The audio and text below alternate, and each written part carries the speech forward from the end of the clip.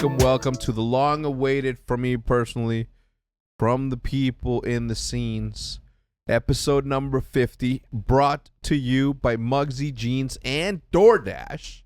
Thank you for coming back.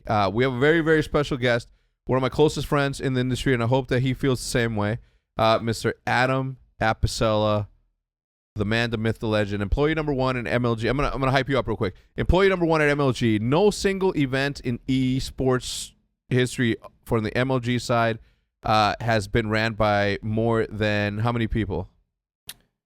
What's the question? Okay, how many people does it take to run an MLG event? Oh, a lot. I mean, couple hundred. Couple hundred people, yeah, right? Yeah. But you have a skeleton crew of 20. Of 20. Yeah. And you were still for 20. How long did you run MLG events for? Well, MLG pre-acquisition, 13 years, and then 3 years at Activision Blizzard, where we were still sort of like a little splinter cell there. So 16 years, and you did it all way under budget. You did it all with a shoestring budget that a company that has all the money in the world could have given you to throw one of the dopest events ever, and you still delivered every single time. CSGO casters to this very day herald the CSGO event that you threw, and you had the dopest trophy that has ever been made in the history of esports. It had the the carambines, the carambits, the carambits. Yeah. What are they called? Carambines? I think it's carambits. Yeah. Carambits. Carambits? Is that how you pronounce it? They're knives. Yeah, the knives, the claw knives, the T-Rex, no, the raptor claw knives. The raptor. Yeah, the things that you used to gut. You put it in your thumb and then you gut people with it. Really cool stuff. Anyway, so you did this all with a skeleton crew of 20 hard-working Ohioans. Some New Yorkers. Some New Yorkers, but we're not gonna. This is an Ohio. This is a Midwest, Midwest thing. All Ohio. All Ohio. Some New Yorkers, and you guys created some of the most iconic, most trend-setting pillars, platforms. I mean, whatever you want to call it for esports as a whole, not just for Halo, not just for StarCraft, not just for League of Legends, not just for Gears of War, not just for Halo, not just for Call of Duty. Right? Like, this went global. This is something that you guys did and covered all angles of it. Every single one. So 48 different titles. 48 different titles. So with World of Warcraft, you guys did out of the studio as well. Having said all of that, and I hope that I conveyed the importance that this dude had and the impact that this dude had in MLG as a whole. Employee number one and ran everything like that. Who are you today, Adam? Well, I mean, today we've kind of gone off on our own.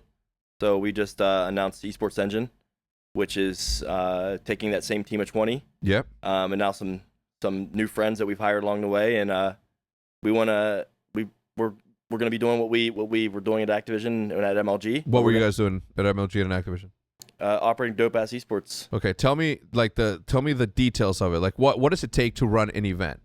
Okay, from getting the venue, measuring, like the whole nine. What does it take? Just so people understand that it's not just you show up and you see this beautiful sort of event that's happening, like a concert, like a circus, like a convention that's happening, but it's not that. Like, a lot of work goes into that.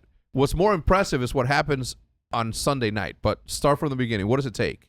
Yeah, I mean, back in the day, early days, it was us showing up. We would to organize a tournament. It was there was no spectator element. We didn't even sell spectator tickets. We had no broadcast. It was mainly just around the competition.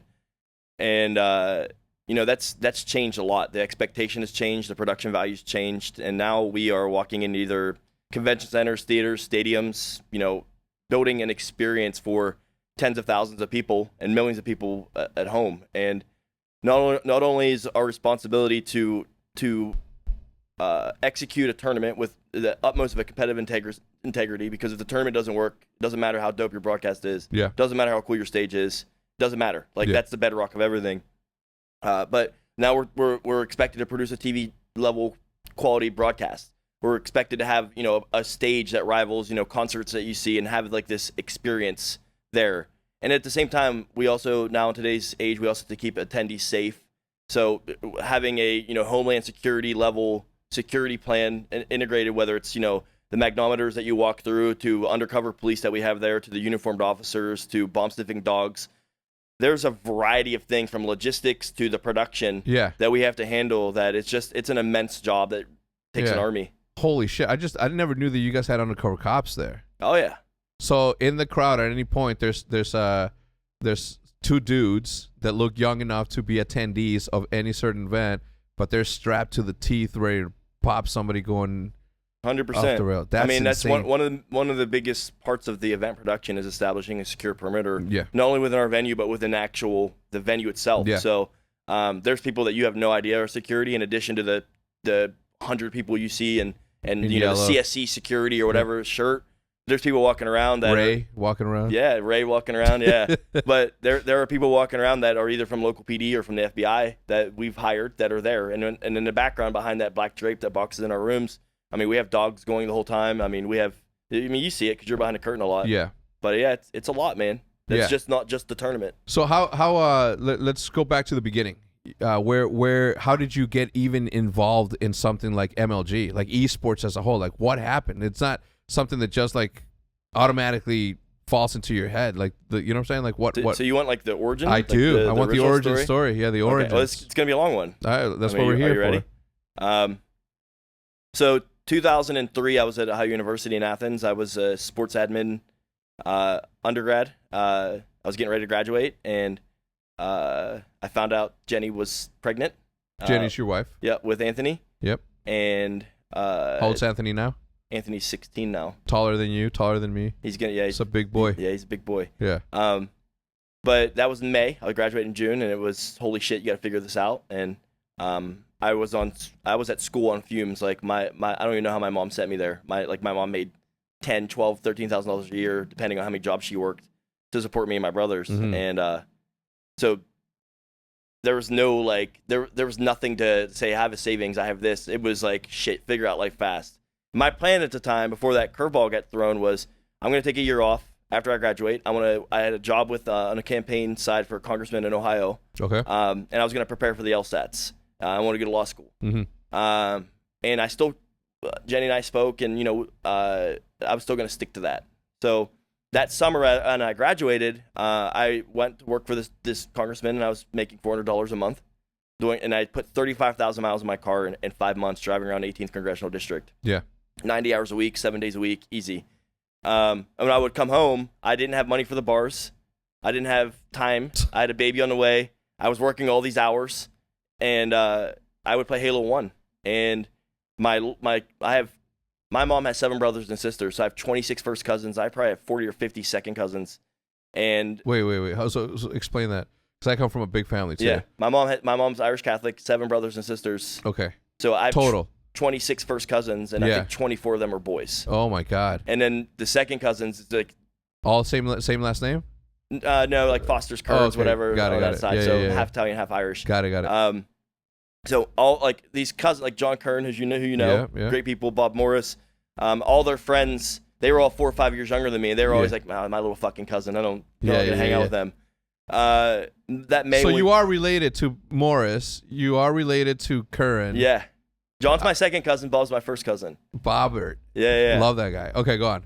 So my grandma passed away in May, and we had like an Irish wake or whatever. Mhm. It's like whenever all the families come together and we kind of celebrate the life and after the funeral. And that was right around I found out about Anthony, and Yeah. I brought Halo to the funeral, to the wake, and that's when I kind of met in quotes my younger cousins, who I never really gave a shit about before because they were so much younger than me. Yeah. And when I was working this political job all summer and the months after that, they would come to my house with all their friends, and we would have my mom's basement. We would have like 16 people ranging from 16 years old to 25 years old playing Halo. Yeah. I was like, this game's fucking great, man. Yeah, Like yeah. I really love it. Like we always would try to get we'd play a lot of 44 and a lot of 2v2, but when and where we could get like 16 people, we would set up 4 TVs. We would do blood gulch. We'd do crazy shit. And I was like, I want more people to play with. And so I had my buddy who knew websites. He made me a website, and I rented a ballroom in Wheeling, West Virginia for $400 of my own money. Yeah. And in August, we were going to run Ohio Valley Shootout. We made this website, it had no pre-registration, just to advertise it. We went on AOL Instant Messenger. I got the ogres to put the thing in their AIM profile. Wait, so the ogres by that time? I found out this scene existed. I had no idea. So it had already been like a thing. There was like people, the ogres were like the world champions of Halo for like these little like grassroots tournaments. I had no idea it existed until I started looking into running my own. Yeah. So I reached out to them. They were from Pickerington, Ohio, which is a few hours from me. And I said, hey, will you, like, I'll give you free entry to my tournament if you help advertise it. So I went on these forums I found. I advertised it. I had no idea what was going to happen. Which forums were they at the time, do you know? It was called AGP. Okay. And then also the MLG forums. These guys in New York started this company, Mike and Sundance. So August rolls around. We go to 5:30 in the morning. We get in John Kern's brother's S10 1995 pickup truck. Yeah. We pile 20 tube televisions in the back of it. Yeah. Borrow 20 Xboxes. And literally, like, me and 2 other people were sitting in the bed of this pickup truck holding TVs down as we drive from the Ohio side to Wheeling, West Virginia. How many hours? I mean, it was, like, right across the river. I mean, like, I grew up, like, in the middle of, like, the Coal City. The coal and steel when it evacuated and doesn't exist anymore. You have these little villages that still exist. Yeah. And they used to be great, thriving commerce centers, and now they're ghost towns. Yeah. Yeah. And that's where I grew up. So Wheeling, West Virginia was the big city near us. Yep. So that we drive in this S10 pickup, we set up these TVs. We set up this tournament. We have people show up. Hundreds of people showed up. We had no idea. Chris Puckett, 16-year-old little bastard, showed up. He's a little smart ass. Yeah. You know, I think he actually the day before he actually came to my house and helped to set the bracket up because we had like an email thing where people could say they're coming. Yeah. But like Bonnie Burton, like Xena, who's now at Destiny, like Scott Lucier, Gandhi, who's now at High Res. Yep. All these people came to this event, and we gave away a few $1,000s in prize money. We ran the tournament. It was a long day. I said I never want to do this again. It was a lot of fun, but it was way more work than I thought it was going to be. Yeah. So that week coming up, Puckett reaches out to me a couple weeks later and says, "Hey, I want to run a tournament in Pittsburgh. Okay. You ran this tournament in Wheeling. Would you help me set it up?" This kid's 16 years old at the time. He's just Puckett. Like, it's Puckett. Yeah. And so I was like, sure, I'll help you. And I was like, and he's like, these guys in New York just ran this event in August right around ours, MLG, and it was a disaster. It was such a disaster that I yelled at them so much on their forums they banned me. Oh, but I think that they're desperate. Maybe we could get them to be a sponsor. Yeah.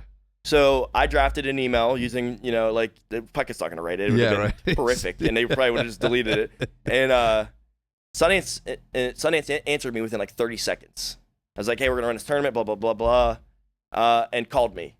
So I get off the phone with him, and I'll tell you what he said in a second. And at the same time, I shit you not, Jenny walks in and said, "Hey, I just watched Cold Pizza on ESPN, and this guy was on there. His name's Sundance." Yeah. And he's talking about the thing you just did in Wheeling. I was like, I just literally hung up the phone with him. Yeah.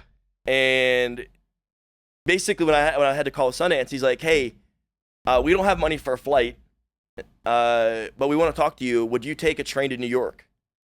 So I said, "Yeah, sure." So they bought me like a $100 train ticket. I took an 11-hour train from Pittsburgh to New York. Met Sundance at Penn Station. We walked in their office, which is literally the size, not this suite that we're in right now. It was smaller than a normal hotel room. It was literally like 2 little desks in there. And I met with these guys. We went out and drank, and they said, "Hey, we'll match what you're making at the Congressman, the generous offer of $400 a month Yeah. to come work for us to help us plan this event. You wanted to run in Pittsburgh. We already announced this Philadelphia event. Let's do it in Philadelphia. We'll fund it." Yeah. Cool. So we run this. We called Halo Nationals, and there was like other games like Tekken or like Madden was there, but Halo was the kind of the mainstay. We had like almost 100 teams show up in 2004. 100 teams. It was nuts. That's 4-person teams. That's 400 people. That's a crowd. Yeah. That's an audience. Yep. Right? $10,000 prize purse. $10,000 prize purse. Which was like at that time was industry standard. If you wanted to be a real tournament, $10,000 that's minimum table stakes. Yeah. And so that event ends, and I was like, "Hey guys, I got into law school. Yep. Time to send in my paperwork and my apply financial aid. It's all my scholarships, blah blah blah blah." They're like, "We actually think there's something here. Yeah. We want to offer you this it was a decent salary. Like it was like entry level salary, but at the time I wasn't making any money. Yeah. And we think this is going to be a thing. We want to make you VP of legal operations. Would you kind of roll the dice with us for a year?" And I said, "Yeah, let's do it." And after I accepted a job, they said, "By the way, you got to move to New York." Well, no. Oh. That happens later. But good thing you're on. We've announced a 12-city tour already. We've announced all the cities with specific dates, and we haven't booked a single venue yet. No. So these fucking morons announced this tour without doing any of the work. Yeah. And then I get brought on, and my one venue I booked was Wheeling, West Virginia, and I booked a Marriott in Philadelphia. Yeah. So I had to like book all these cities, 12, like a national tour. Yeah. I'd never been on a flight before. Okay. So I've never been flown around anywhere. Yeah. So I book all these venues and all these markets. We have like they get this a helper too to kind of assist me. But it was Mike Sundance, me, and then Chris Puckett, who was unpaid, he was still in high school, was also a helper. We eventually got John Nelson on and Ryan Thompson, and the team grew. But I used to fly around to these 12 cities by myself. Yeah. I would arrive on a Thursday. I would unload the truck by myself, and these were tube televisions, like the giant fucking big things. ones. Yeah. We'd rent them. I'd pull them out, and I remember pulling them out of the cases. These used to pull them out, heft them out. I'd lay the tables myself, lay out all the TVs, lay out all the Xboxes, tape all the wires down, set up the projectors, set up the projection screens, and then Puckett would arrive on Friday after school let out. And then in the summer, obviously, I got Puckett to help me with load-in. But literally, I as an Ohio kid who'd never been on a flight, I used to fly around after booking these venues, never done it before, and do all that by myself until because we didn't have money. Yeah. Like 2005, we asked for a budget to hire one ref because we were reffing, we were running, we were setting up, we were doing everything. So that's where that was the beginning. Jesus. Now, to book venues, what does it take? So let's say your first stop is Dallas. You would call hotels around Dallas. You would call what is that? We're talking about today or yesterday. Then it was different. Today I can call the city of Arlington, or I can call Dallas Fort Worth, or I can call the city of Dallas proper, and I'm going to talk to the Convention and Visitors Bureau or the Sports Commission, and they're going to beg me to come. Yeah. They're going to say, what can we do to get you here? How do we get you to choose us over Anaheim or whatever, or choose us over Irving or any of the other suburbs in that Dallas area? Then we had to beg them to take our money. They thought we were a scam. Yeah. There's no way this is a real thing. Right. Like, this sounds like gambling. This sounds like a complete and total scam. There's no way this happens. So back in the day, we used to have to beg venues to even let us to come there. It's a completely different landscape now than it was then. But yeah, it was back in the day. It was just trying to figure out the minimal space we needed to be able to stage the competition. Because again, we hadn't evolved yet where it became a spectator experience, where it had a stage and a broadcast. Our stage was literally like a feature station with two projectors set up, one for each team. And we weren't producing high quality broadcasts. We weren't doing any of that stuff. So the venue, us looking for venues was a very simpler process than it is today. Now it's a very complex, involved process to find venues. Yeah. So 12 cities. How did you do that? How were you able to pull that off? Because I can't imagine there being a scenario in which you call Dallas and hey, we're doing this thing. Well, we can't do it. Then I call another hotel. Then I call another hotel and another hotel. Finally, you get that one. The time frame, right? Because they had already announced it. And what if you're the first event was following weekend, and you know what I'm saying? At least the further ones down the line were the ones that you could get because you can book way in advance. Did you have to put money down or Yeah, I mean I think Dallas or Houston. I think it was Dallas. Dallas, they announced, obviously, they were hey, it's whatever it was, March 12th, Dallas, that weekend. And so I had to go find a venue in Dallas on the exact weekend, which kills your flexibility, negotiating power. It's hard. Yeah. You don't do that shit. It's stupid. Yeah. But these morons, my loving brothers did this. Yeah. Because they were super ambitious. They were going out doing something no one had ever done before. And they didn't realize how hard it was. Yeah. But as an example, some of the stuff we had to jam in, we couldn't find a venue in Dallas. And Mike or Sundance or this guy, Eric Semmelhack, used to work with them on the sales side. One of them, through a relationship, said, hey, Dennis Rodman's old club in Dallas said we can use that. It's closed down. He just closed it. And they said you can host your event there and because we couldn't find a venue. Great. Cool. We had no other options. Mm-hmm. So we show up at this venue. This is an example to answer your question of how hard this was. And it was a condemned venue. It closed down for a variety of reasons. We should not have been in there. So the first day we're in there sweeping literally black dust off the floor. It was and set up this thing in this multi-level club that hadn't been open in a year to try to set up a Halo tournament. Yeah. Electricity? I mean, we were plugging into the walls, trying to find outlets that work. Yeah, but water still ran and the electric was still turned on. Yeah. But I mean, it hadn't been operational. We shouldn't have been running anything in there, let alone a tournament. So how did it work back then with the licensing from the publishers? Was that something that you guys considered? Or you guys just ran with it and did it? we ran with it and did it. We would reach out to them and ask for help. Okay. Sometimes when we reach out and ask for help, it was actually kind of opening Pandora's box, where we would receive a cease and desist, which happened. Yeah. With quite a few games. But the publishers didn't know what it was. They didn't. First off, their exposure to their game was like the campaign side, and then like this multiplayer thing that was becoming a thing. Yeah. Can you imagine, like back in the day, like Halo was like so revolutionary, like GoldenEye, obviously. Yeah. But that wasn't a thing. That wasn't a common feature. No. So, and then all of a sudden, hey, this rose has grown through the cracks. Like this community has evolved around something that you never thought. You just put this in there, and this thing has come to life. Yeah. And they had no idea how to deal with it, right? Yeah. So, a lot of times they ignored us, and then later, obviously, as it became more of a thing they couldn't ignore, then down the years, the conversation changed. Some good and some bad ways. Yeah. That's crazy. So, you get through your first 12. How did that go? Did you iron it out and you succeeded and did all 12, or did some falter? No, we did it. And like some events we would go to, like Seattle, we showed up and 12 teams showed. Yeah. And like 2 of the teams to make 14 were staff teams. Well, okay. Like, you know, like we would make a team with like our staff members. We would play in the bracket. And so some of the stops were they're very lackluster, but we put in, we invested, you know, blood, sweat, and tears, and, you know, whatever little capital we had, to plant those seeds. Those seeds were important. Very important. They're being harvested now. Yeah. But going around and getting our ass kicked in those cities and having 14 people show up, or 14 teams show up, and at the time you're disappointed that teams are there, but that started somebody else in that region talking about that event happening, right? And now when an event happens, Anaheim used to be our weakest event. I don't know if you know that, but 2005 was our weakest event. 2005 it was a pockmark on the schedule. We would get our ass kicked in LA. Now look what has happened. Because it's too expensive and not a lot of teams show up? West Coast was always seen as the weak coast versus the East Coast. East Coast and Midwest was like the places of power for esports. Yeah. And then now you look at Anaheim, and it sells itself. Yeah. I mean, it's like LA and that area is just now an absolute powerhouse for this. But that was all in the backs of, I don't want to say it just us. It wasn't just us. There's a variety of people, the early adopters. We put in that work, but yeah, we pulled it off, and I'm glad we did. But some of those stops they weren't Philadelphia again, where we had almost 100 teams. Some of them were rough. Yeah. And would teams typically like fly around? Because at that point, there was no orgs, right? It was just like teams. It's like just 4 dudes that got together and created a team. It was more like the kids would make up a team name, and they would show up and they'd fund themselves there. 2005, we introduced the pro rankings and stipends. No, that was 2006. But there wasn't resources being given for logistics, either from the tournament operator or there wasn't a team thing either. So really, the kids were there as a passion project.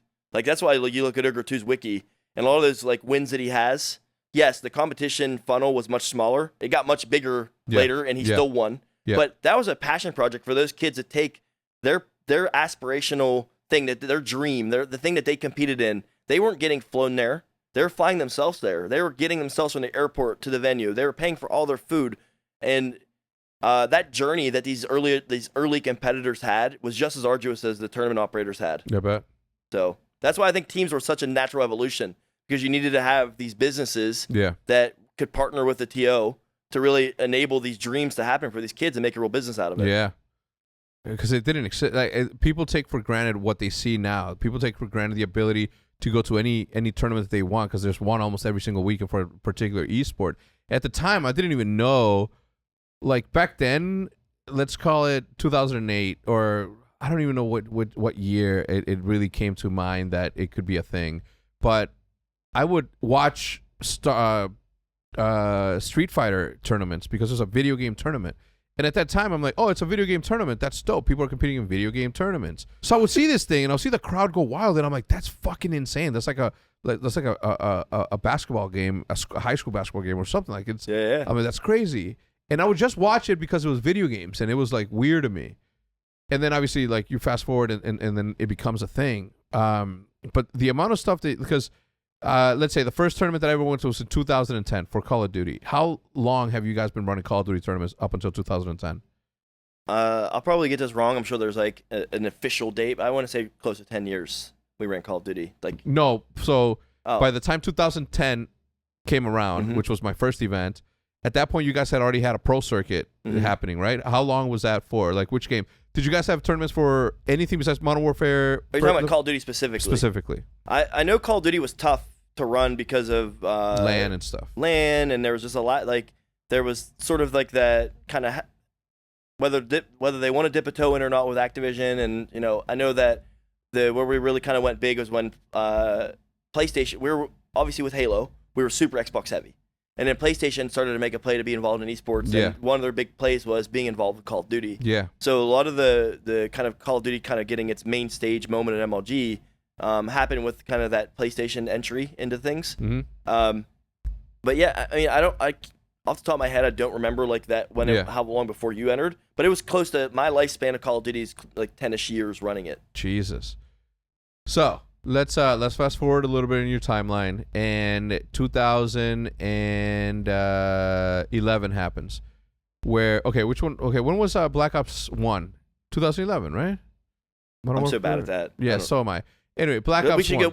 We should tell time, by the way, for this conversation based on what event. On what event it was? Are you talking about our bonding at the Dallas event? Yes. Yeah. Okay. Yeah. The Dallas event session.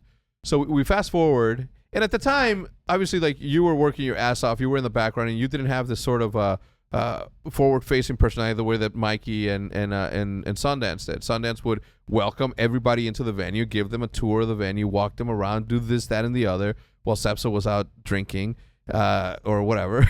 Just like that's the way things work. Not wrong. And shit was getting done, right? I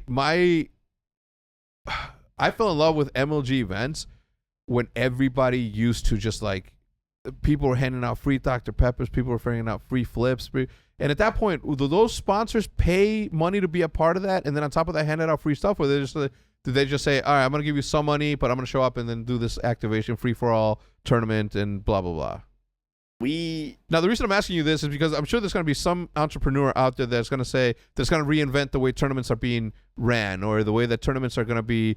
You know, nobody knows what the future of tournaments looks like. Yeah, competing on game battles matches, or competing at regular tournaments, like, that's like it for Call of Duty. It's changing now, right? We went into franchising, and now it's this circuit that's happening, and then there's this this amateur circuit that's happening that sort of mimics what MLG was, but for a specific city.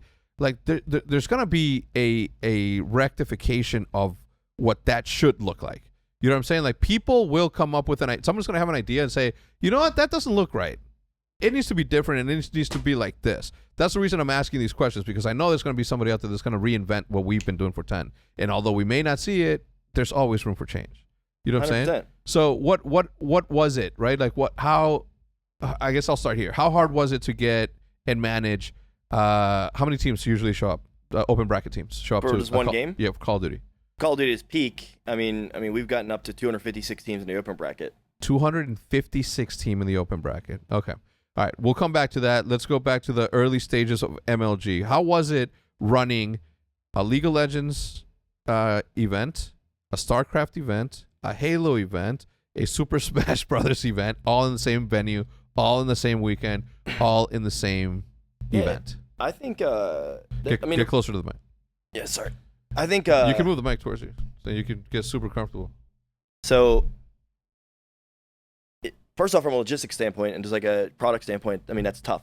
It's not easy to do that, and also to have all this done well at our bar of quality isn't. There's a lot of people out now that try to do the multi-stage events, and it's not what we used to do. It really isn't. It's that they have, like, we'll have a premier stage, and then there's like an F stage after that, and but I do think the general theme of it is the right way to go about it. And, like, we used to, now I am kind of going to speak out of both sides of my mouth here and say that we did have a main stage back in the day. We did later, though, try to have, like, more equal stages across the board, have them all kind of be similar production quality. But back in the day, especially when Halo had the bowl, that was the main stage. And what we found was that there was a certain, like, anointing process that happened. Like, when Halo was there, and then it got usurped by StarCraft, and StarCraft, it was like this natural, like, ascension process, and then Halo, when it kind of was in that part of its life cycle, you know, stepped down on terms of production value. League of Legends then usurped StarCraft.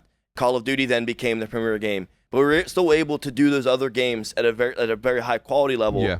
And I there's just something that I hate right now that I feel like publishers just need to get over, and they think that my game has to be the only game in the room. I hate that. It's a critical error. Yeah. Your game is sold next to other games on the shelf at every fucking store. Why does it matter? Yeah. And cross-pollination matters. Yes. You are making fans for your game by having it next to other games. Yep. It's a fatal error. And also, by the way, from a cost spend standpoint, a cost basis, by having you have to fund 100% of the costs for that instead of amortizing fixed assets and costs across multiple games, you're actually making it more expensive to run your esport too. Yes. So you can actually invest less into it by having to make sure that this is the only game here. No. The community doesn't want that. Nope. The kids don't want that. Nope. They want to come in and they want to have a dope party. They want to celebrate your game.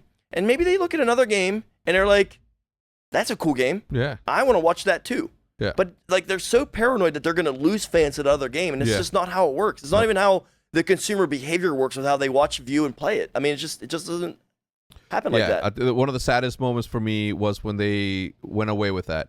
When League of Legends stepped away and they created their own Riot League. That sucked.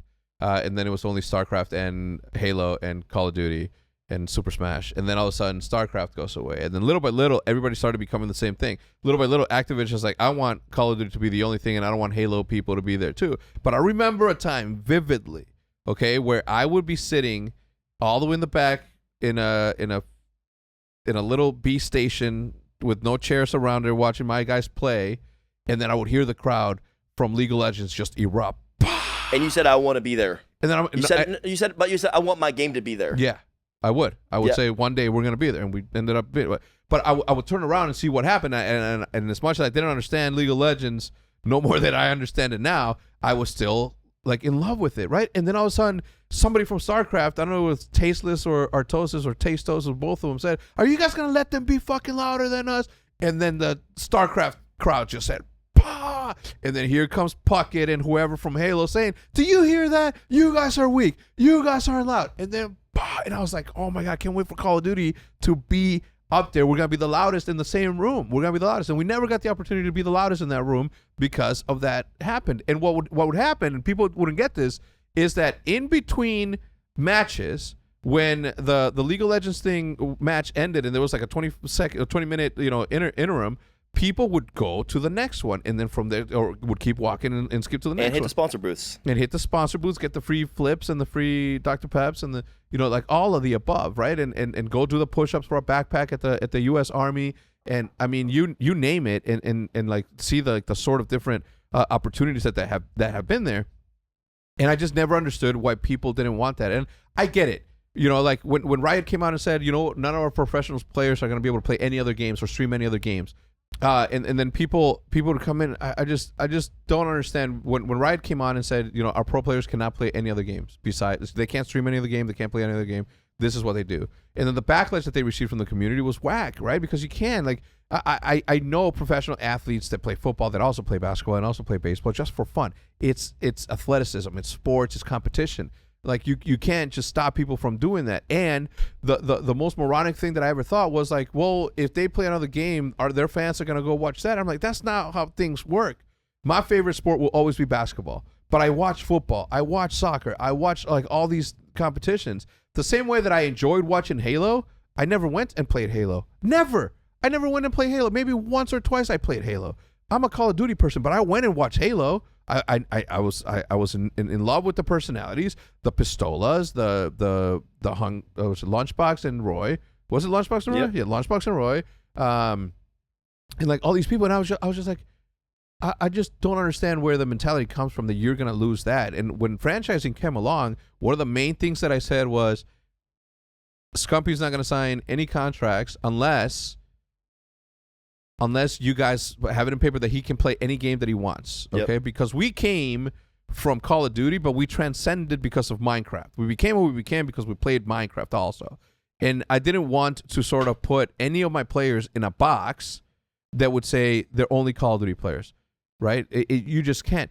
The amount of Minecraft people that followed Tom Syndicate that never played or weren't into Call of Duty that much, who became fans of Call of Duty while still playing Minecraft, and maybe they didn't necessarily play Call of Duty, but they watched Nadeshot and Big Timer compete because they watched Haunting Optic, That's what it's all about. Yeah. It's never going to be this black and white thing where like, well, we can't afford to do that. The cross-pollination. And the cross-pollination thing still annoys me to this day because I've heard verbatim in the past, not anytime recent, that they didn't want to merge the competitive side of Call of Duty with the casual side of Call of Duty because they were afraid that they were going to sort of lose this billion-dollar-a-year industry because the competition side of it was too much.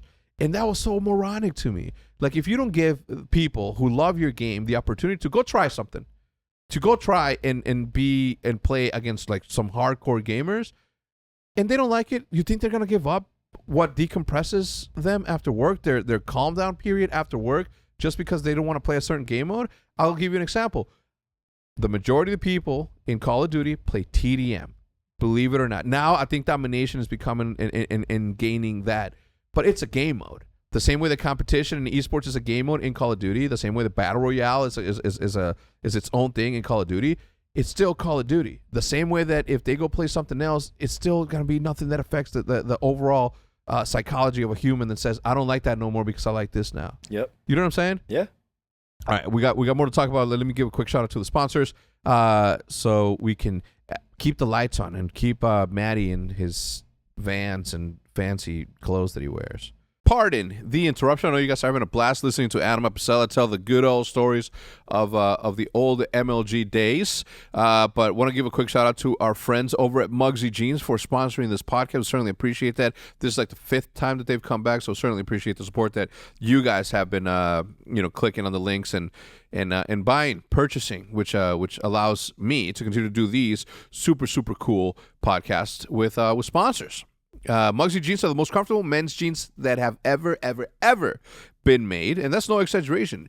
Muggsy's are real jeans that literally feel as comfortable as sweatpants. The magic is in Muggsy's proprietary fabrics, which include a blend of high-tech materials that make these jeans mind-blowingly soft and flexible. When I travel, you better believe that I'm wearing those, especially overseas. You kidding me? That's a long way to go. I need something soft and flexible, and that's why Muggsy's come in a stylish fit that is not too baggy, but not too tight. So you look even better than you feel. If you want comfortable jeans to look good, Muggsy jeans are for you and me. The guys at Muggsy are so confident that you'll love them that they offer free USA shipping and returns, so your comfort is 100% guaranteed. That's right, 100% guaranteed. Do your legs a favor. Grab your own pair of Muggsy jeans that are sweeping the nation by heading over to Muggsy.com. That's MUGSY.com and use code Hecz, H3CZ, for 10% off. Again, that is Muggsy.com, MUGSY.com, and use code Hecz at checkout for 10% off. That's Hecz spelled with the 3, H3CZ, as you guys know. And one last time for the back. Head over to Muggsy.com and use code Hecz for 10% off. That's H3CZ at MUGSY.com at checkout for 10% off. And then our second sponsor for the day. Certainly appreciate the support. Certainly appreciate these guys coming back over and over and over again. And I'm particularly excited about it because I do use this almost on a regular basis. Okay, we're talking about none other than DoorDash. Okay, so whether you've had a long day at work, a tough day at school, still stuck at the office, why don't you treat yourself to a meal that you deserve and have your favorite restaurants come to you with DoorDash? Are you in your sweatpants already? Are they on for the day, but you're sick of microwaved leftovers and frozen pizza?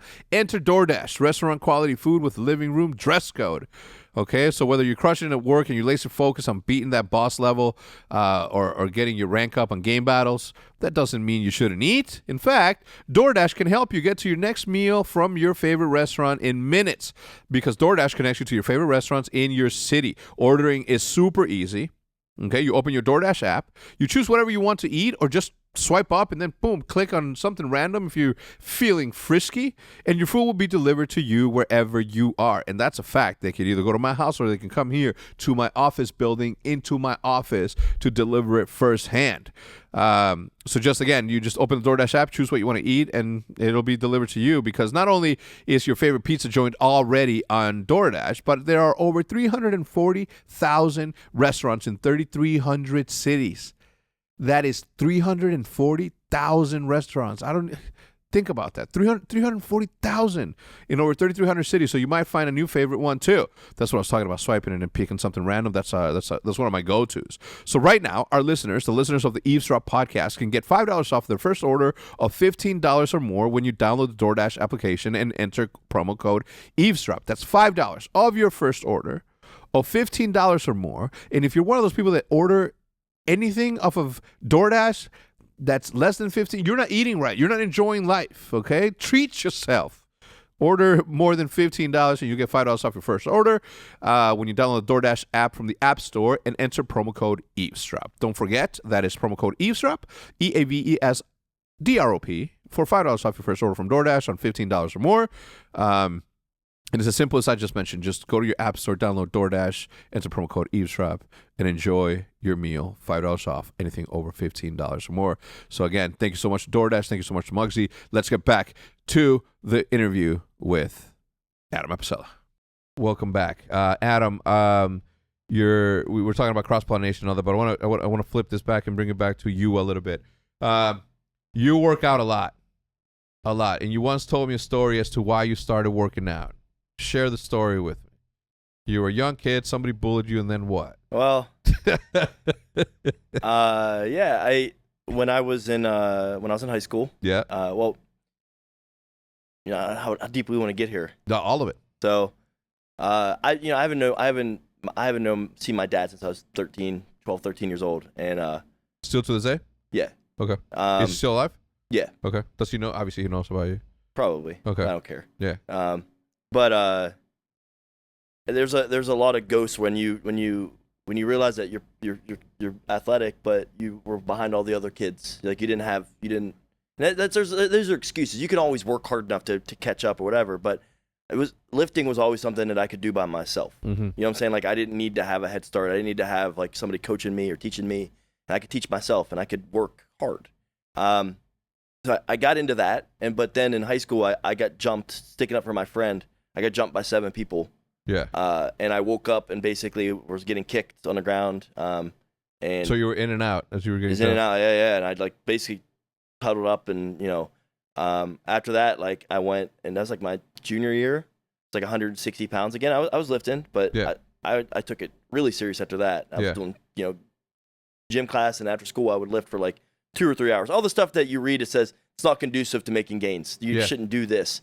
I did it. That's all I wanted to do. And I would just think about stuff. Yeah. It drove me like huge chip on my shoulder. And I gained probably, I think by my senior year, I'd gained like 40 pounds of muscle. Yeah. 40. Yeah. So you went from 160 to 200. Yeah. I ate a lot and I lifted all the time. Yeah. And I was blessed because I do have like a good natural ability to, like, if I devoted myself to it physically, like my body reacted. Yeah. Right. So I think it's the mesomorph or whatever the body type is. But I wouldn't know. Whatever it is. And I started going into it, researching and understanding it. Morph. You're lazy morph? Yeah. Is that what you called it? Yeah. Wait, I got you lifting a few times. You did. Yeah. That's why I quit. Go on. So, but I stuck with it, and it's been something too, like part of my regimen that like I just don't feel right if I don't get it in. And it's like also sort of like a staple with how I kind of organize the rest of my life. Yeah. So no, tell me what happened. Tell me about the revenge. I got them all. You got them all? Yeah. Tell me. Tell the world how it was. Because there's people out there that are being, that some are, but obviously violence is sometimes the answer. I stopped saying it's never the answer. That's not true. You know what I'm saying? Anyway, so long story short, you got them back. For people who are trying to body lift and get, what is like the number one thing that you can tell them? I'll tell you what you told me. Don't eat like an asshole. Yeah. Which is like my profession lately. Well, there's in terms of like the approach to the gym, I mean, whatever you do, just make sure you do it consistently.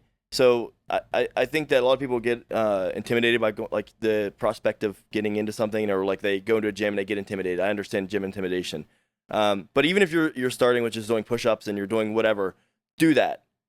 Do something and stick to a schedule. And after a few weeks, you'll kind of fall into a groove. Like that's just human nature. Yeah. But also remember that your body's also always needs tricked, because if you do 5 sets of 20 push-ups a day, your body's just going to become really good at doing 5 sets of 20 push-ups. So you switch things up, do things in different order, do whatever different to continually mix it up and trick yourself. From a eating perspective, like don't eat like an asshole is important, and I think just like normal beginner stuff is if you want to really take it serious, you should consume 1 gram of protein per pound of body weight you weigh.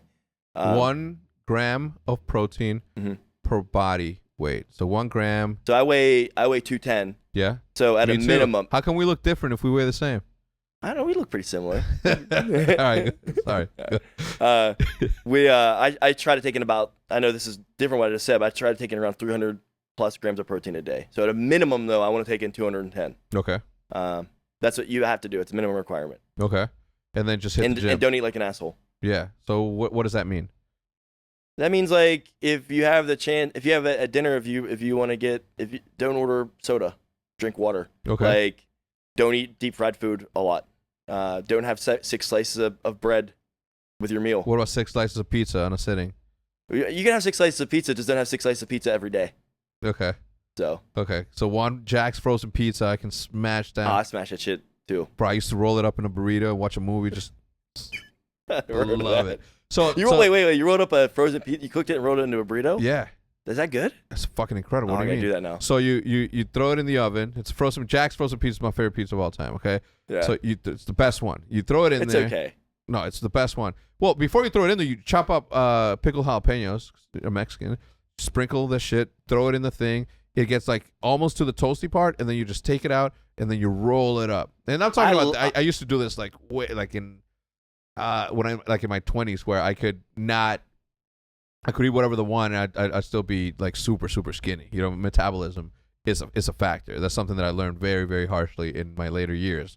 Currently, right? But back in the day, like I would go out, party, drink, come home a little high, and you just like got the munchies. So that's what I would do. So I've heard of like, obviously the New York roll. You roll, slice, and eat it. Yeah. I've never heard of somebody rolling a frozen pizza. Like an actual, well, it's not. It's cooked by then. No, I get it. No, but I have to do this now. But you roll it up. Yeah, it's amazing. That actually sounds delicious. Yeah, it is. I got all the tricks when it comes to food. On a regular basis, what does your routine look like? Let me ask you this: You're here in Arlington. You're from Ohio. You're here with a wife. Did you work out today? I did not work out today. On purpose, though. I planned that. But normally I get up around 5:30 every day, and I lift around like right after that. Okay. Every For day. how long? Depending on the workout, if it's a max effort day, I'll do maybe 90 minutes. Other days, 45 minutes to an hour. So I do like a heavy bench day and a heavy leg day, and then I have a speed day for both of those. And I also do like a back and buys day as well. And then I also sometimes I go 7 days a week. I also do like a strictly abs and cardio day. But I try to get abs and cardio in with every one of my workouts. Jesus. And what does your daily food intake look like? Like what sort of meals? I wait when I before I go to the gym, I drink protein. Drink protein. I drink whey isolate. And then when I come home from the gym, I drink another double whey protein shake with half a cup of oats in it and red grapefruit. And then for lunch, I try to eat 8 ounces of some meat, whether white meat or red meat, with a green. And then around 4 o'clock, I have another double protein shake.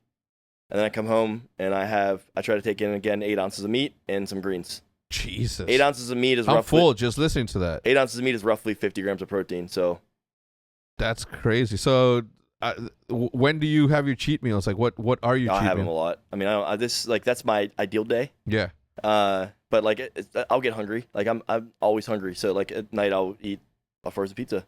Yeah. Or I'll have a bowl of Lucky Charms or all right, so we fast forward this thing. You're already working at MLG for a while. Everything's going well. MLG's up and running. At this point, you guys are only running Call of Duty shows specifically, and then the CSGO tournament. How did that come about? Because CSGO to me seems, even now to this day, seems like it's very ESL oriented, which is fine because it's okay to have that sort of like all these tournament organizers. The more the better.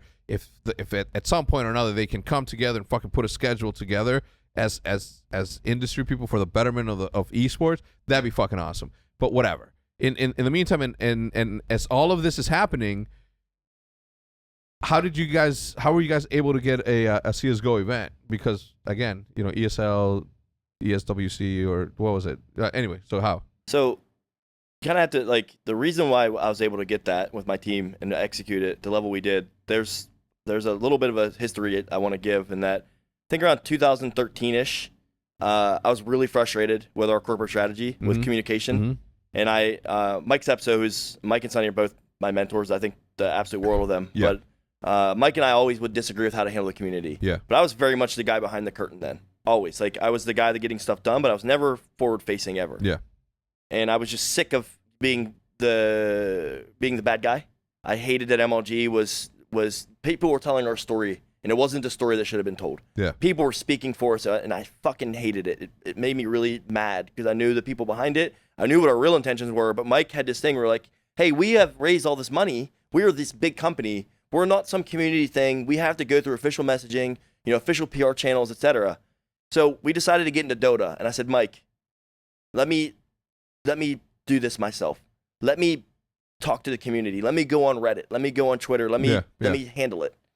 He's like, fine. We'll let you kind of run this product and be a little bit more like open and transparent. And we did that.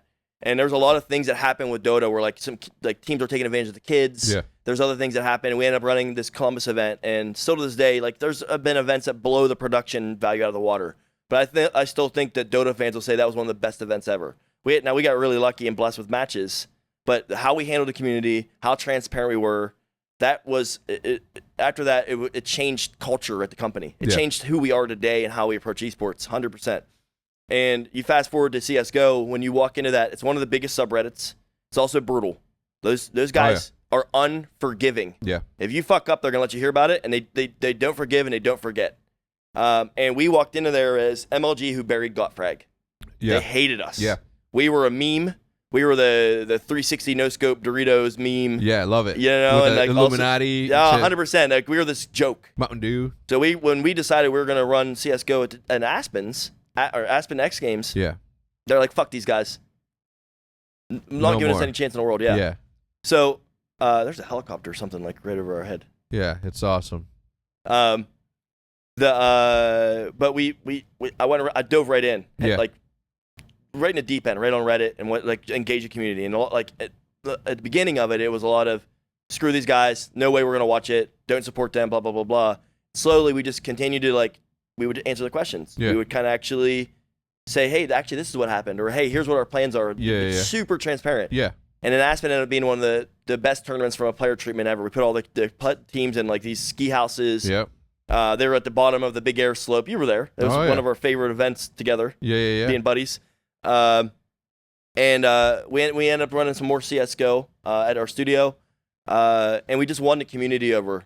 And then when we bid on the major, that's another thing too. Like the evolution of my career, I started being more of pitching publishers, talking to publishers, and Valve really did take a chance on us. Mm-hmm. And we did that event with the community, and I think one of the things we adhere to for that, and what we adhere to for everything, is the KISS principle: keep it simple, stupid. Yeah. We just did all the things that we could to make we get all the simple things right. Yeah. Like casters and analysts on the floor. Yeah. The players treated in epic fashion, make them feel like paragons and gods in the room.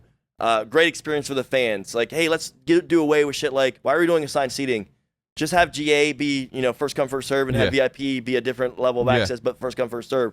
Making it simple on ourselves to be able to reliably execute, and so that our mistakes and our miscues don't make the fans have a bad experience or the players have a bad experience. Yeah. But that event was at a weird time because we got acquired on New Year's Eve, basically, of 2015 going to 2016. I had won that business in October, September, or whatever. Yeah. And Activision and Mike and and Sundance and their vision was to create more of a TV network. Yes. I probably didn't have a future at MLG. Okay. I was in this weird part of the org chart. Yeah. They didn't know what to do with me. They didn't want to run live events. They thought I was a loss leader.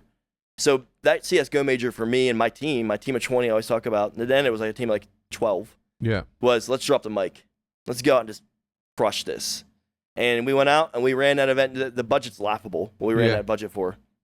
So give me numbers if you can. All in for counting the 5 days at the studio for the whatever the stage is called, where the last teams make it to the CSGO major. Yeah. And then the week in the studio for the group stages, and then the 3 days in the stadium, the live broadcast, all the venue costs, all the production value, stage, everything. We ran that for $1 million all in. All in. All $1 million for all of that. All of it. Not counting the team. The one thing that wasn't on our budget was the prize purse and the player T&E. Yeah. Was funded by Valve. Okay. But we rented the stadium. We built the stage. All the logistics, all the security, the 2 different events at the studio. Yeah. All the talent, everything. We ran For $1 million. $1 million all in. TV truck quality. We had a TV truck that was used in NHL games. Yeah. All just because we're absolute Wolverines going and negotiating shit. Like we are. People don't want to deal with us because we go in and we negotiate to the bone. Yeah. And but that was our team was like the giving the William Wallace speech to my guys. Yeah. It's like we're gonna go out. We're gonna show them who we are. We're gonna execute this at the highest level. And like literally, we're gonna drop the mic. And if they don't want us after that, then they don't want us. Yeah. And it was at the time. These numbers have been dwarfed. But at the time, we did 47 million hours consumed, which for a TV network that they were trying to create, like holy shit. Yeah. These guys just produced this, this cornerstone property for us, and look what it did for our network. And, a quarter of those hours were on MLG.TV, which was unheard of because we had to deal with CSGO Lounge or whatever. Yeah. And then the community gave back to us because they are open and transparent approach. They're like, hey, let's have Twitch open and have MLG open because these guys deserve it. Yeah. But that event was my second proudest event ever because of like how we unified and what we did. Yeah. No, it's insane. It was one of the most iconic to this day, best trophy to this day. And at that point, it couldn't have been easy to say, Activision, you just bought us. Yes. And we belong to you. But we're going to run a CSGO event, which is your opponent in a sense because of Call of Duty and CSGO. And they couldn't have been happy with that. They give you any pushback in that regard as to what couldn't be done? Were they anti-pro? What? I think that one is that we had already had that as a contract, so we had to execute it. You have to honor it. Yeah, even if they're competitors with Valve, no one at Activision is like, you guys shouldn't run this. Like everyone is like, the right thing to do is to do the obligation you guys committed to. Yeah. But us being MLG and us running other games is definitely a sore spot. Game Battles running other games and Activision Blizzard games is always a sore spot. Yeah. And us just being MLG was always a sore spot. So we eventually won people over there, and I have great friends, and I had a great experience at Activision Blizzard. Like they were really good to me. Yeah. But I feel like if I had come in from a different place besides MLG and had this like people always talking about the MLG days, I probably would have been more easily accepted there in terms of being integrated into the broader stuff than I was, because there's just a lot of people that resented us. Yeah. And that sucked because it sucks to be on that side of it where you're not included. Yeah. Now, is it obviously with publicly traded companies and companies as massive as that, it's always a rat race. People that work there are obviously working hard, and smart people will always be smart people. But at the end of the day, we're human beings. We're competitors at heart. We're competitors in our DNA. So them climbing the ladder obviously is important because that's the way you get ahead in life. Literally getting ahead in life means that you have to do better. So when somebody like you comes in that runs events with a skeleton crew, a shoestring budget, while people over there have been spending millions and millions and millions and millions on the whack-ass XPs, one of the, the moronic, the most moronic tournament in the history of esports has to go to Call of Duty XP, where they had the massive platform. Which one was that? Do you remember? Oh, you're talking about the forum. The forum. That was 2016. It was right after we got bought. Was it Advanced Warfare? That was. So we got bought in Advanced Warfare. So that would have been the next title. Would have been Black Ops. Was it Black Ops 3? The one that Envy won. Black Ops 3. Black Ops 3. So, yeah, because John is always known as the Black Ops guy. Yeah. Remember, didn't he do really well in Black Ops 2 as well? Yeah. Crim6 should have done something. I remember like grabbing the ball. I don't even remember that. Anyway, it doesn't fucking matter. The point is that I don't even know that. I don't remember the name of the organizer, but they created this fucking moronic platform that went. All the mail slits where you can see the players. Yeah. But why? What was the? Do you know? I'm sure you talked to them. What was the fucking point of that? I'm so mad to this day that it was that players have to take an elevator up to the surface. This is Crossroads 2. That was the event where we lost to Cloud9, and Hecz has the iconic picture of him saying like this to the crowd. It's fuck. If I'm Hecz, I get that framed. 1,000%. 100%. It's as big as this That was TV. on that backside stage. Yeah. So I think. What was the point? Why? Because they tried to do two things. They tried to, instead of making one thing great, they tried to do two things and have both of them be sort of mediocre. The one thing you guys don't know is on Friday when it was closed to the public, they did a keynote thing basically with Eric, who was the CEO at the time of Activision, and he presented a lot of stuff on that stage. So that stage was built for a keynote, but then it was also supposed to be an esports stage. So it was good for both, but not great for either. Right. So it was just Activision trying to make a special moment at that weekend. With the funding they had kind of put into the Call of Duty XP event weekend. And I agree, the stage wasn't great.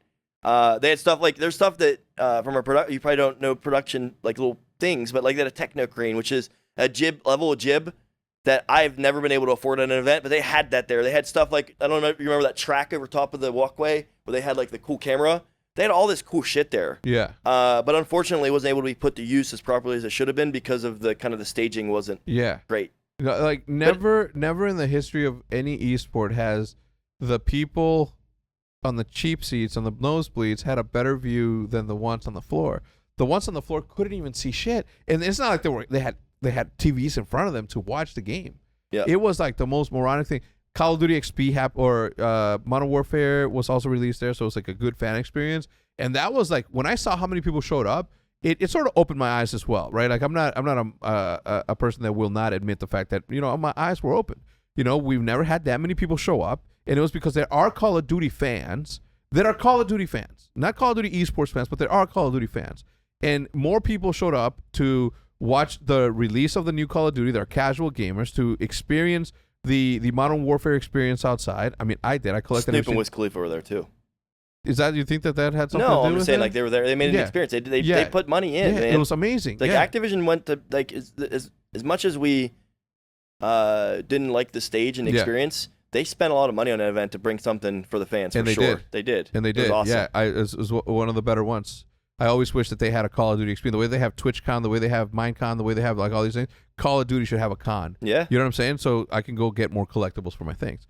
But it was, anyway, so... Tell me about the experience. You get bought out. Was there ever any like turmoil between like we should do this instead of that, or was it like seamless and smooth? No, I mean, I think now that I'm on the outside and not like in the trenches, and like kind of in the weeds and like just like we were very lucky. We were in Ohio in our studio there, and I had like again my team I keep talking about, but we had really good morale and really good whatever because we were in this bubble. But whenever we look outside the bubble is when we sort of would get a little. No, I don't want to say like it was a great experience, but it was like it wasn't the best in terms of integration. And I now that I look back outside of it and I look at it and I realize that we were sort of like a little splinter cell there, and that we were purposely given less resources. We were purposely given lower budget to see if we could do it. And what I found out like later is like a lot of times our budgets were used as examples, but it wasn't great for creating synergy with teammates on other teams. Like who's gonna want somebody that has no money that they pull it off because they've had 16 years of experience and have that waved in your face? That's not going to do me any favors with being able to work with other teams. So that stuff sucked, and there's a lot of really, really talented people. And I think that one thing that I will like, I think that I'm one of my team and I are one of the best in the world at, if not the best. We're very good at spinning straw into gold. So we can take like minimal resources and produce dope shit. And we're learning, like, it's funny as it sounds, we're learning how to spend more money. It's hard for us to spend money. If someone gave me $10 million and said produce a show, we'd figure out how to spend it, but it'd be tougher for us to do it. But you would never see $10 million deployed like we would deploy it. No, of course not. But yeah, man, it was tough. It was we always felt like outsiders. Like, and like you look at other programs that have literally hundreds of employees working on single aspects of it, and they're very siloed. So you have like the broadcast team, you have the events team, you have the league operations team, you have whatever. Our team we had 4 broadcast people, we had 3 league operations people, we had 3 event people, but we were all one team. We were not siloed into these little departments, and we work completely different than how they did. Our model is completely different. It's the model we still have for our new endeavor, but it was hard for us to kind of speak apples to apples with other people internally because we did it so differently. And again, probably on purpose had less resources because they knew we would do it, and we were going to get it done. Well, it's a business. That's what you do. Yeah. You know, you try to take advantage of what you can, where you can, and you try to turn a buck, especially if you're a publicly traded company, because it's not just your money. It's not just it's everybody's business. That's that's on that. All right. So, you know, moving on to your new venture, Esports Engine. Super dope name, by the way. When you came up with it, I thought it was fucking amazing, because you guys are that. You guys are that engine that runs esports to be where it's at. And we obviously Shock and can we announce it? We announced it, right? Yeah. So no, I don't think you've announced it, but yeah. No. So Shock and Huntsman have hired your company to run all of our events. Yeah. At no point in doing anything that I ever did would I not pick you to run anything that has to do with events. Not just because we're friends, but because you're the best that goddamn did it. Period. Thank you. So how did that come about? What sort of moments had to happen in order for you to have your own business finally? Adam Apicella, CEO of Esports Engine. You know, like culmination of 20 years of experience in running tournaments to now do it at a scale that is just mind-boggling to me, because the amount of work that you guys put, I mean, even the updates that we get on a weekly basis, the calls that I'm never a part of on a weekly basis, you guys are there, and you guys have to do those. Like, do you just pick a day and say, all right, we're going to do all the calls here in one day, and then the rest of the week you're working? Let's start from the beginning. How did that come to be? Like, at what point did you say, I'm just going to do this on my own? Yeah, I mean, being internal, and again, talking about all the stuff we were, like, it was 13 years third party, right? Mm-hmm. MLG. And then three years at first party at one of the biggest, most prestigious publishers on the planet. Yeah. Those are completely different learning experiences. One is like you learn how to do it by hook or crook as a third party.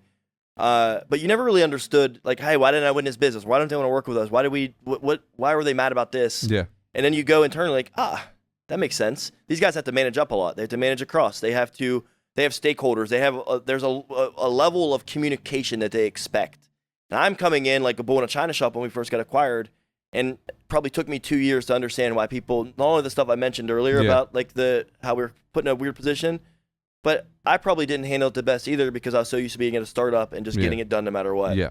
And now I've understood now that, like, you also along the way, just getting it done isn't enough. You also have to communicate. You also have to make the person that you're dealing with the baton pass look like a superstar. Like David on your team, David Schwartz on your team is an absolute He's a monster. Yeah. He's a pit bull. Our job is to make David look incredible to you guys. If I don't make David look incredible to you, like, I don't care if you think I did a good job. I care that you admit that David did a good job. Yeah. And if we don't do that, if we can't do that as an extended team, and more fingers on his hand, then we fail. Mm-hmm. And so when I was there internally, and I was seeing these other teams spend a lot of money, and again, that's not a rip. They were spending a lot of money. Yeah.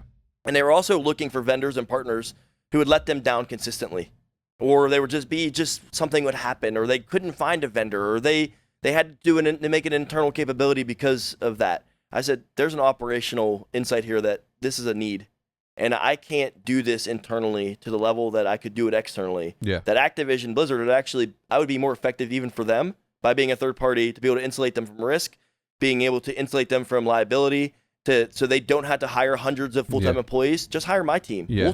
We'll scale up based on business one. And also, I understand now that I can't just be MLG and a third-party TO type. I have to be an agency.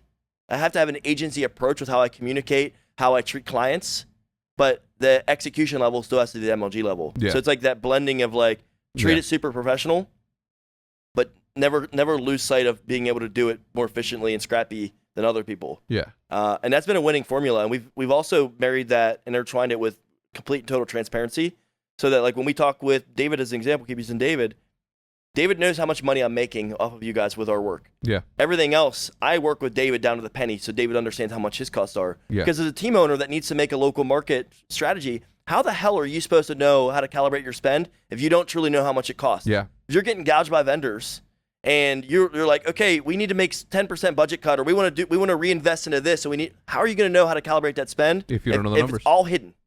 So that was a number one thing for us too, is to, like, I want to get rid of that adversarial relationship with a vendor and the publisher, or whoever the partner is, the team, and just say, this is how much we make. And if you want us to do more service, we'll talk about how much that costs. But anytime we're spending money on your behalf, or producing something, or hiring a vendor, or doing whatever, you're going to know how much it costs. That's genius. You have to know it. Yeah.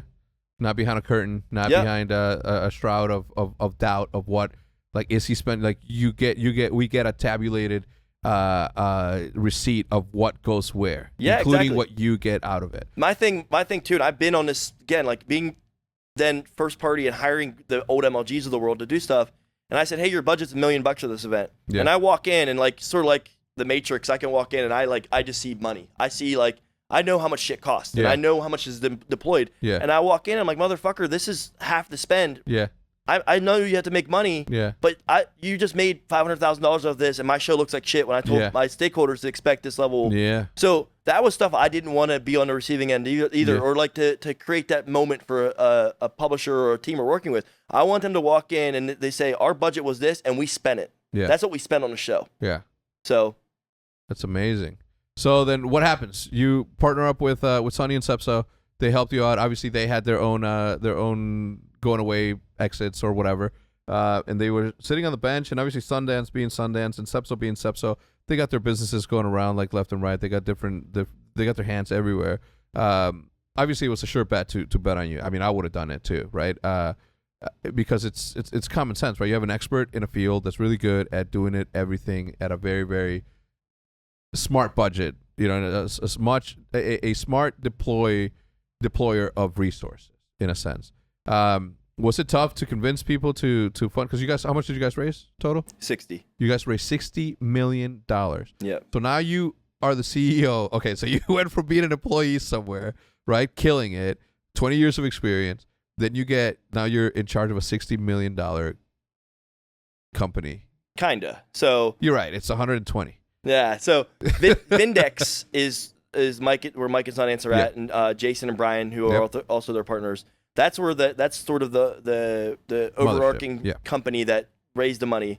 They funded my company, Esports Engine, and they also purchased NGE. Yep. And so we are sister companies, and we will remain sister companies. I'm sure there will be some back office integration, whether it's legal or some HR or whatever, some like accounting systems. Yeah. And I'm sure down the road we will eventually like integrate to some degree, but right now we are like the best of friends in the industry and working together, and it's been great. Yeah. But yeah, I'm the CEO of our Esports Engine, and we still 22 people came with me. Feels good. It does. It feels good, right? That people come with you no matter where you go because of what you did. You try your damnness to do the right thing at every single corner. And yesterday when we accepted the Lifetime Achievement Award, Sundance said this. He said, treat people nicely. Like there's plenty of room for you not to step on people's head to get to where you need to be. You know what I'm saying? So I'm very proud of that fact. I'm very proud at the fact that, when Optic came to an end, and everything else happened the way that it happened, like all my teammates wanted to come with me. You know what I'm saying? And that I'm proud of that because that speaks more about the character that you have personally created with your people that followed you wherever you go, the trust, because it's a lot. And not everybody understands the responsibility that it is, that when you say you're going to do something, it's families that you're bringing with you, and you have to take that into account. It's not just you making money and your family that's going to benefit. You have to make sure that the person that you're leading and their family are also successful, because this is a team effort. So very, kudos to that, man, because that's amazing. Not only that, but your team is fucking amazing. It's a good team, good people, good Midwestern folk, some New Yorkers. Some New Yorkers. Is there anything that we didn't cover that you want to cover? I know we've been talking. I can sit here and talk to you for another hour, but Maddie gave me the signal that we've hit the hour mark. I just want to make sure that I'm mindful of your time, because we got to start getting ready soon. Is there anything else? I don't know. Is there? I think I'm good. Yeah, I think I'm good too. Did you feel good about letting some of these things out? Letting it out, yeah. Look, I'm a psychologist, but at the end of the day, I'm not saying that legally. I'm not. But, you talk, I listen. We listen. We're all psychologists watching this vlog. Where can people find you, and why won't you? So really quick quirk about Adam. He is always on Twitter, but doesn't have the Twitter app on his phone. Why? I hate it. Why? I think Safari's better. What do you mean? I just don't like the app. Why? Explain that to me. I don't like it. What's the difference? I literally see I don't have my This phone. has literally been like something you brought up. It bothers you. It bothers me greatly. For like 5 years. I mean, literally, almost every time I see you, you bring this up. Yeah. We'll be talking about nothing. You're like, do you have that app done? Last night, you were drinking, and I see you on Twitter. I'm like, download the fucking app. Just leave me alone, man. Let okay, me I will. I just don't understand. I don't know if it's because at some point you were like in a fight with somebody and you deleted the app and you're like, if I'm gonna get on Twitter, I have to log in. That's a long process and blah blah blah. I don't know. So it's just you like Safari better. I think it's the OCD that I have. The same reason I stayed at MLG for 16 years is the same reason I'm so loyal to the mobile version of Twitter. Yeah. Just set my ways, man. Yeah. Well, I'll leave you alone, but I probably won't. So I mean, you literally haven't. All right. stopped. So where can people find you? esportsengine.gg is our website. Yep. And then obviously find me on Twitter. Shoot me an email. No, don't shoot them an email, guys. Unless you're running a fucking event, don't. What? You shouldn't have done that. Edit that out. Okay. Okay. So at what? Mr. Adam AP? Is it still that? On Twitter? Yeah. Mr. Adam AP. Yep. Mr. Adam AP. Adam, thank you so much, man. I appreciate you. I know that this has been a long time coming, and this won't be the last time you hop on the podcast. One of the podcasts with you, Sonny, and Sepso together. And then once, I have to do the podcast with Sepso, and then I have to do the podcast with Puckett, and then I'll have all four of you guys. Oh yeah, and we'll tell some, and we'll tell the stories that everybody has been dying to hear. Especially we'll talk about the story with Sweet Like This. First time I ever met Mike at Sundance. I'll give you a little teaser for what this one will be. Met these guys, and I walked in, and Sundance. The watermelon one? No, this is way worse. Okay. Sundance, they were in a presidential suite in Chicago in 2004, and they brought Sundance like this big cheese platter, like free. Yeah. And he's grabbing a cheese, and he's in a chair like this, and he's grabbing his aged cheese and sticking it down into the couch, into the gears of the couch. And then him and Sepso getting this wrestling match. I just accepted to work with these guys, by the way. And they go through, you know, like cartoons when like somebody goes to the wall and their imprints there? Yeah. Sundance and Sepso went through the wall of the suite into the bedroom. No. Yeah. And then they just completely like trashed it like they were Banks. Yeah, like so look, that's not true, but that's the sort of rock star that I would want to emulate. If I'm going buck wild, I would do it like my brother Banks. But that's a pretty tame story. I mean, there's who Banks one? No. Oh, that's a very tame one. I mean, so like this 4-person story, and we'll talk about some of the things. Yeah, there's some good. Yeah, and that, just to be clear, that was not a shot at my brother Banks. Banks is the fucking man and a literal rock star in our world. Little crazy, but that's my boy. He did trash that suite. Yeah, I mean, allegedly. All right, somebody guys, did it. Someone did it. Guys, thank you so much for tuning in. Again, a huge shout out to Muggsy Jeans and DoorDash for sponsoring the podcast. We'll see you guys on the next one. Goodbye.